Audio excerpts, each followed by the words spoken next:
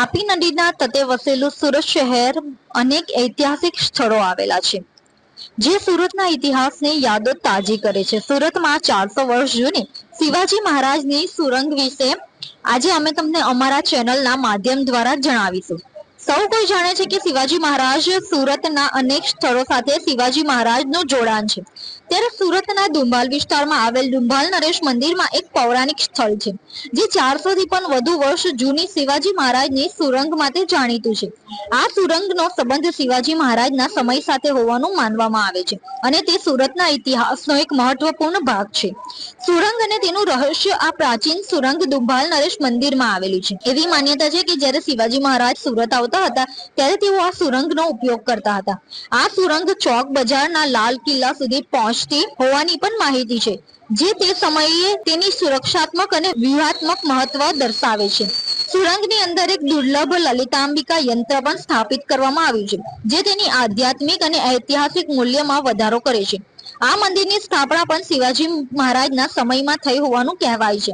મંદિરમાં રામજી ભગવાન, બાલાજી, હનુમાનજી, મહાદેવજી અને બહુચરા માતા સહિત અનેક દેવી દેવતાઓની પ્રતિમાઓ બિરાજમાન છે જે તેને ભક્તો માટે આસ્થાનું કેન્દ્ર બનાવે છે। આ સુરંગ અને મંદિર સુરતના સમૃદ્ધ ઇતિહાસ અને શિવાજી મહારાજના આ સ્થળ સાથેના જોડાણનો પુરાવો છે। તો આવો જાણીએ આ બાબતે મંદિરના પૂજારી શું કહે છે। आपका नाम और ये मंदिर कहाँ पे है?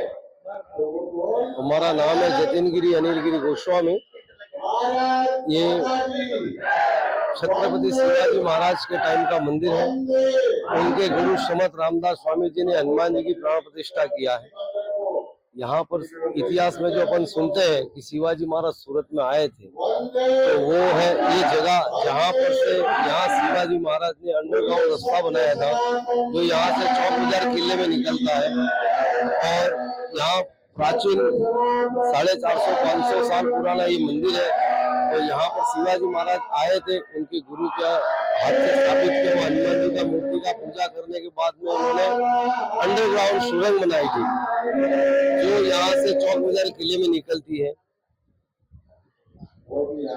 जी, ये जो सुरंग बनाई गई थी वो उसमें क्या प्रस्थापित किया हुआ है, उसका महत्व क्या है? इस गुफा के अंदर में पहले यहाँ से घोड़े पे बैठ के जाए ऐसा सुरंग का रास्ता था।